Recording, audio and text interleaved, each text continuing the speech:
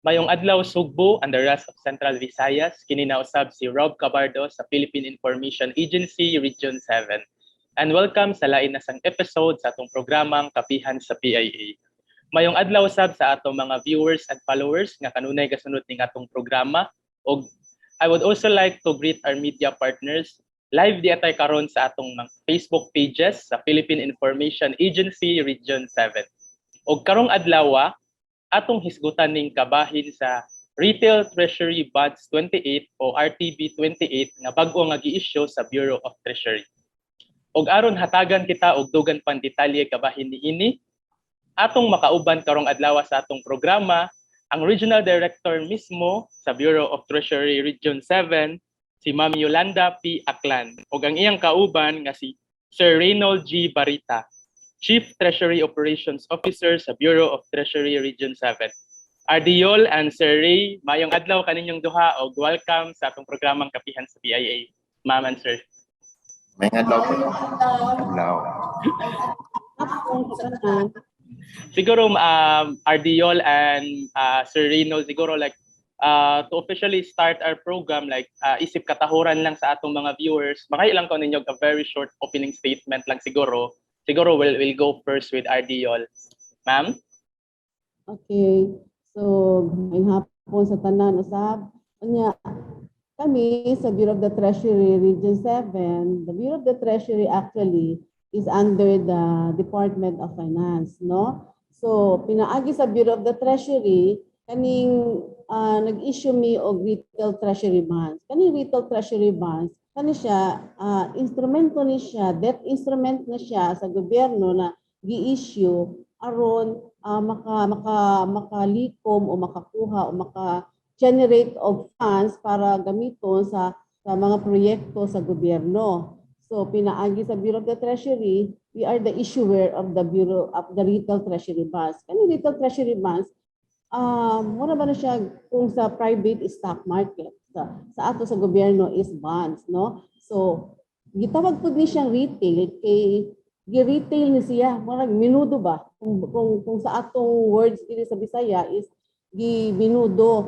Maka ang mga tao, labi na ang mga Pilipino na dili man ta makaabot sa mga investments na mga dako sa mga stock markets o even sa mga bonds na naatay mga issuance sa bonds sa gobyerno na mga dagko na gyud mga korporasyon na maka-invest, kani siya gibuhat na tail kay para ang mga katawhan maka-invest, maka-form part siya sa investment, no? So kani ang isang ka-avenue na ang tao ma-financially literate o ma-financially included siya sa kanang pag-generate of funds para sa gobyerno na makatabang po sa nation building nato, no? So kana siya.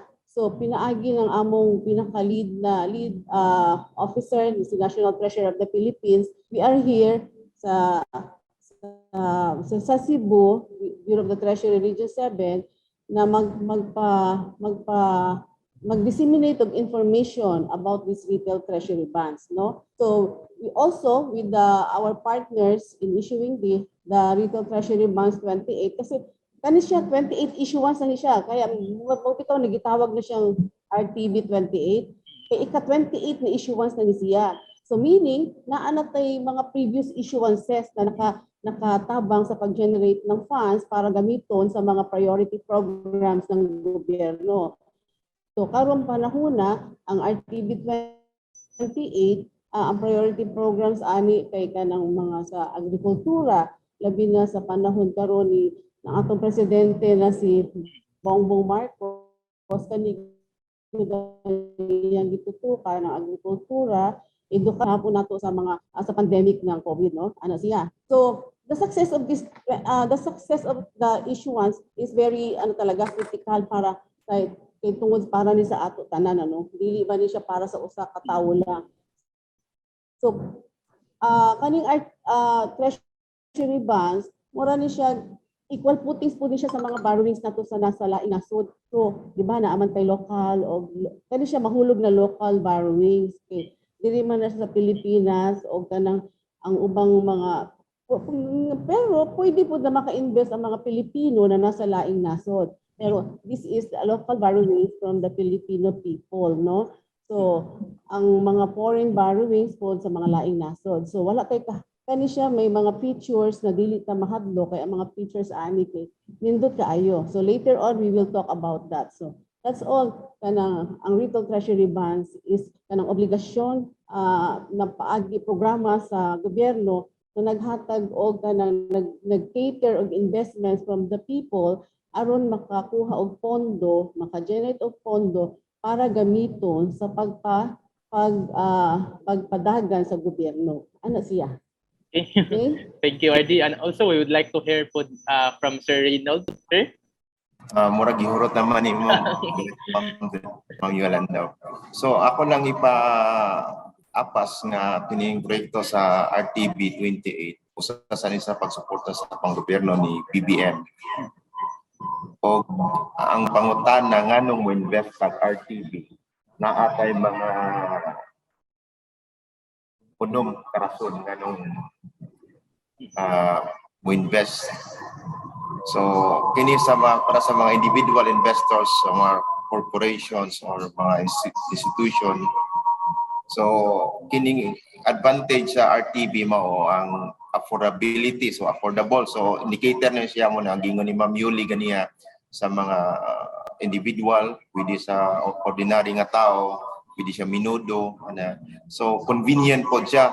So mingon tag convenient, so accessible ni siya in 3 facilities, online, over the counter, and through the website of the Bureau, offering the ordering facilities of the Bureau of the Treasury. So kinisang retail treasury bonds as a sovereign debt, pinausa ni siya sa pinatawag na to low risk investment. So aside sa na yung mga nagpadagan karon lain lang na yung mga investment scam, matawag ni nato kining retail treasury bonds ang makonsider nato low risk yun siya. So short term mo yield sa ni siya higher than the term deposit, such as mga time deposit. Then another salient features niya is negotiable sa ni siya, transferable. So sabot nato ani pwede ni siya before sa maturity sa usakat sa imong gi-invest, pwede ni siya mabaligya sa secondary market. Then ang pinakanindot pud na niya na steady cash flow. So ang bayad sa interest na makita sa imong investment makuha nimo sa 4 quarters so sa katuig. So medyo kay viable jud ni siya para sa mga tao niya. So very available, so convenient mo na akong matawag. Okay. Sir, ang pangutana karon sir kaning mga like kitawag mo siya retail from the name itself, RTB, retail treasury bond. So retail investors, so individuals pwede ka invest. So dili lang katong mga institutions or organizations, but ang individual mismo. Ang pangutana siguro karon, one of the biggest question, like pila man ang minimum amount na pwede ma-invest, sir? So, or ma'am, yes sir, pila man ang like siguro ang pangutana karon, like pwede ba ta ka-invest ani for as low as pila ka amount? Kaya mao gid na ang nasa mind do sa especially katong mga hilig nga mag-invest gani, sir. Like pila man sir ang atong mahog nga ang term ani is minimum investment for RTB 28 nato? Okay sir, tabagon ta na. First things first sir, i-qualify sa nato ang usa ka individual investor sir. So ang usa ka individual investor must be 18 years old. Wala siya. So nasa investor nga institutional investors o katong mga ang dili lang pwede gyud katong mga naggunit og mga joint account o trust fund o katong corporation, although kini sila mga tawhan na pwede ni sila mo invest through over the counter. So ang pangutana karon pila may subscription amount. So muna siya gitawag natong per subscription or minimum investment is 5,000 per subscription. For as low as ano sir? An increment Yes, RD. Yes, RD. Oo. So ang minimum amount is 5,000 and increment of 5 thereafter.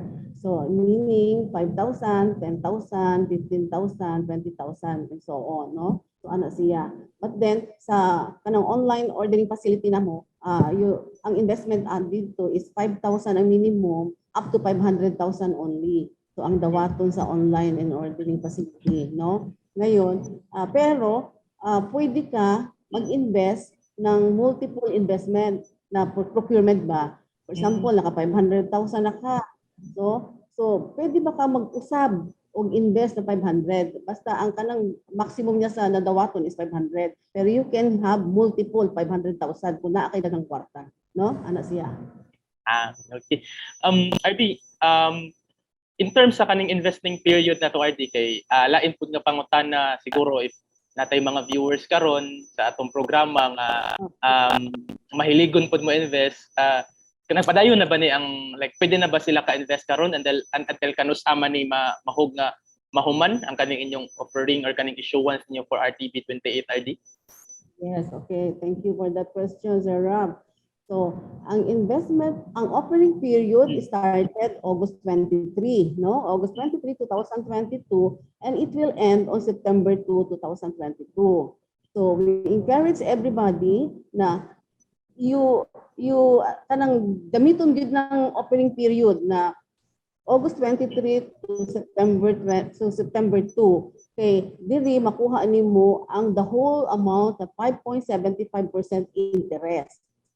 No? So after that offer period, you can go, pwede pa ka mo palit, pero you can go to the secondary market, which is the bank, no? So adto ka sa bangko, secondary market na ka. So for sure, muubos gid na siya. So you cannot avail of the 5.75% interest na. So better na kanang ato gid na siya. Okay. Encourage ang mga investors to invest during this offer period of August 23, 2022 to September 2, 2022. So, kumbaga RD, if ever an investor mo invest mahog na beyond September 2 na like ato na sila sa secondary market, probably or possibly kaning sa mga banks na sila mo invest like atong sa ang atong fixed interest rate yun for RTB 28 is 5.75% per annum. If dito na sa sila sa secondary market, possibly nga mas gamay atong interest rate ang ilang ma-earn, RD. Yes, Sir Rob, because it depends on the prevailing market value, no? Okay. Yeah. Sir Reynold, I know nga like na-mention naman din mo ganiha katong over the counter, and then also ang unsaon man pag-invest, like I know natay lain siguro ni og like especially karon na online siguro and then over the counter, unsa man atong mga different modes, gitawag na tong modes of investment, or like karon nga ang nangutana gud sa atong mga tawo unsaon man like nagpanikad na sila mokuha, like sa gi-mention ni RD nga up to September 2, but how can they invest man, unsa man asa man sila moduol, asa man kinsa man nilang pwede kaduolan to invest in RTB 28, sir? So gitawag dato na kung mag-invest at natay tulo ka avenue mo tong over the counter through the website sa Bureau of Treasury ordering system. Tapos yung on the go nga mga tao, like example kato mga millennials karon nga techie, so pwede sila sa mobile banking. So ang pasiuna na kinahanglan ang sa ka-individual na siya account sa Land Bank, either Land Bank, DBP, China Bank, or katong mga bangko. There are 21 issuing banks, sellers, authorized sellers. Ang pinaka-importante lang na kay sufficient amount or savings sa imong account, tapos dili sufficient pod nga na kay bank account, kinahanglan sa before ka mo invest, i-ensure lang yun nga naka-enroll ka sa example kini sa Land Bank na naka-enroll ka sa iAccess and the other facilities such as BPI, China Bank, First Metro na kay electronic payment system before ka maka-invest through online. Unlike sa over the counter go ka sa bank physically, makigistorya ka sa ilang fund manager. So, kan kasi mo intent na invest. Karon sa kining mga on-the-go people, ang treasury bonds available ni siya gihapon. So mo download lang ka kung sa App Store o sa Google Play. So download ka sa Land Bank, iAccess, MBN niya mobile banking system sa Union Bank bonds.ph. So ang difference lang ani sa ang kuan niya kinahanglan jud na ay existing account. Existing mahog siya nga like Dili ra kayo. mahog siya nga kaning sa mga banks na to, sir.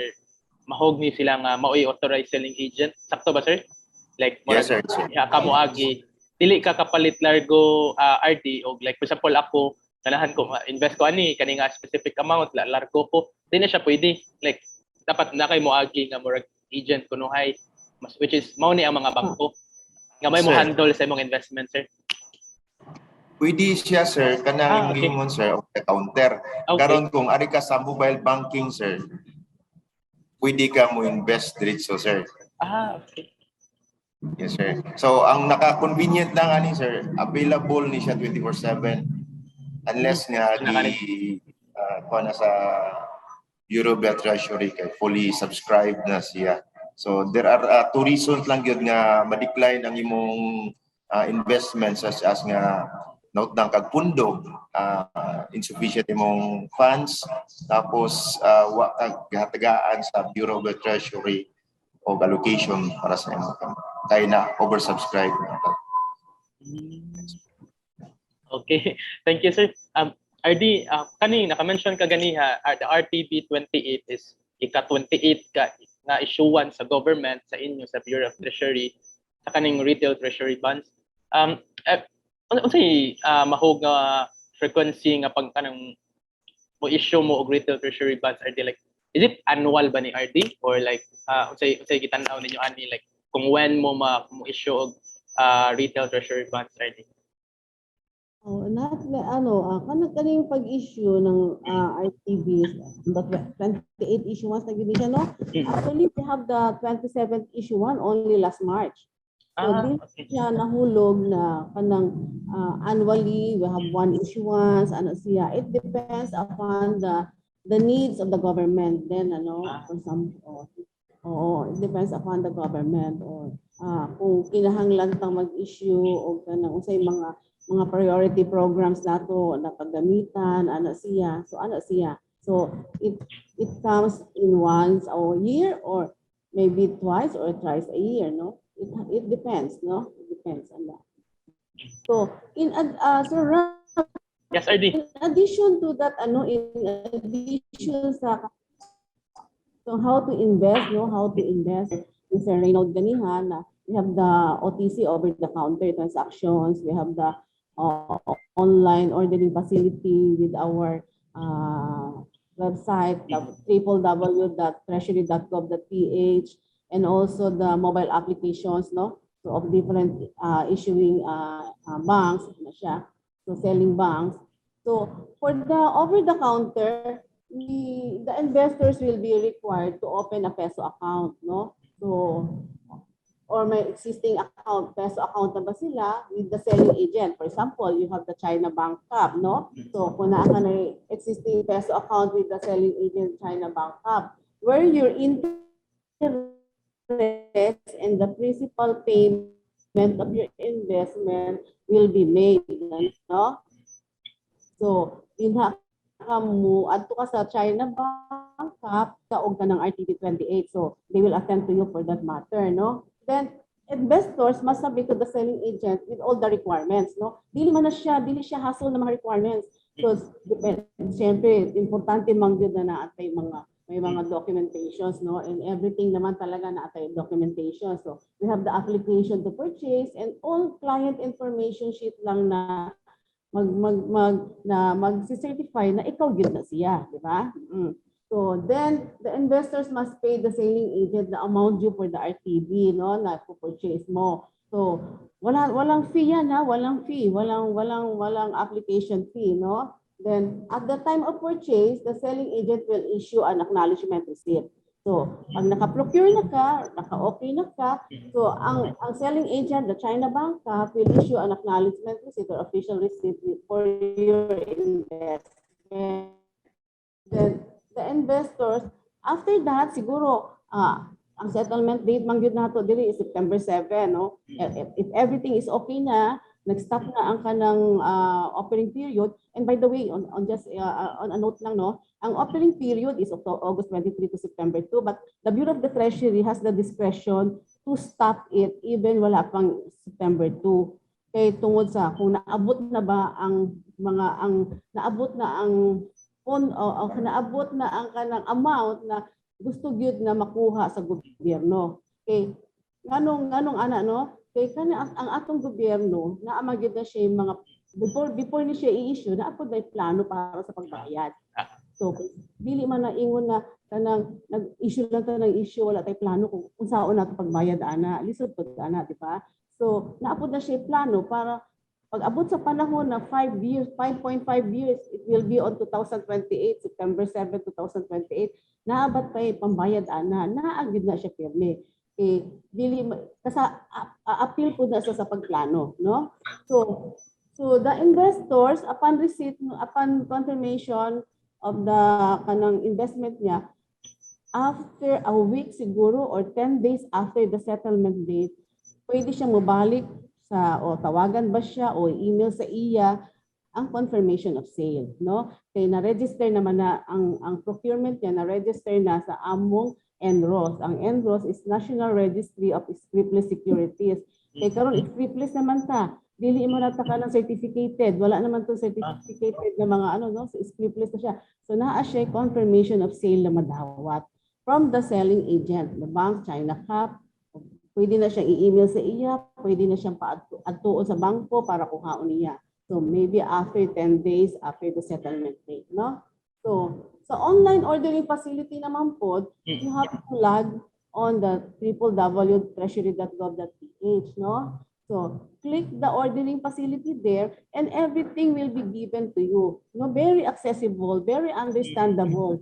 So everything there will be mga clients information na kuhaon na agad na siya dito, no? So after that, on the last step, you will be given kung okay naman na review na o na check na ng bangko ang tanan, hatagan ka sa bangko ng kanang confirmation of successful payment, no? Confirmation of successful payment. If ever naman na naa kay mga problema na mahitabo on the process sa online, nahatagan pud kag notice of notice NOSP, no, na naatay something siguro na mali, naatay kanang siguro wala yung account mo, kasi you have to make sure na naay sulod ang account nimo, no? Dili pwedeng order ka sa online facility na walay account, walay sulod ang imong account, ang settlement account. So siguro yung problemang ana na not enough yung settlement account mo for your order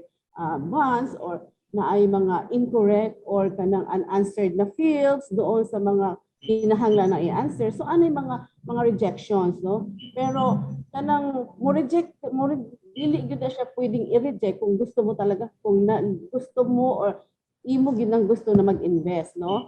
So and you have that money. So okay. So ano siya? Then yun, notice, yun na siya na sa ordering facility. Then, sa mobile banking apps, sa ordering facility pala, ang dawaton lang din ha is China Bank, CAP, ang kanang DBP, Land Bank, o kanang, kana siya? First Metro, no? Kana lang sa dili pa na siya tanan, wala pa na maka-enroll ang tanan. So, First Metro, China Bank CAP, Land Bank, DBP. Kana pala ang upat na madawat sa Treasury.gov.ph. ordering facility, no? So naapod tay ba kanang mobile app, kanang giingon ni Sir Ryan ganihan ang mobile app. So bonds.ph of the Union Bank, the OF Bank mobile banking applications of Land Bank, no? Land Bank and others mobile applications, no? So you have to download lang yung bonds.ph, the OFB or the OFB-MBA or the LBP-MBA on the App Store. So kung naa ka mag-Google Play ka doon sa Android o kanang sa App Store doon sa mga Apples, no? Ano siya? So open the app and create an account, no? Then verify your email address and mobile number. Then log in and verify your account by submitting the required documents and information. So may pangayuan po ng mga documents and informations, no? Hindi mo na siya mawala yun. So once your account is verified, cash in your funds to your account, no? Then purchase RTV28 during this public offering. Tanigit ang nindot na pag-purchase, no? Kana siya. So ana siya ang ordering, ang pagpalit o pag-procure ng RTVs. So we have these three modes, no? So you can go to the bank, OTC, you can go to the online facility or the facility of our www.treasury.gov.ph and the bonds.ph. And one thing, no, ang sa bonds.ph of the Union Bank, bisag wala kay account sa ila, hatagan sila, buhatan kanilang account if you procure on RTB. Wala kay Sorry na naakay daan, no? Naakay existing. So you can procure RTBs on bonds.ph. So ano siya paagi. And even the buying and selling if you, kasi nisulti nga si Sir Ryan ganihan ng negotiable and transferable na features, no? So you can negotiate if time comes na hanglan ka og kwarta after 2 years or 1 year, no? Negotiate it to the bank. So negotiation should be on the bank, on your selling bank.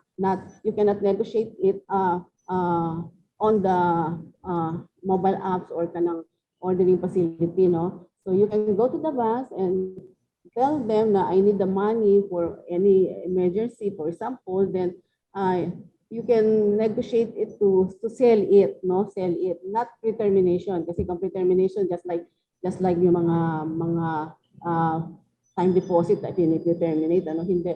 You can sell it, you can sell the bonds, no? So magdepende na siya kung ang pagbalik nimo is on a discount or on a premium, no? So ano siya?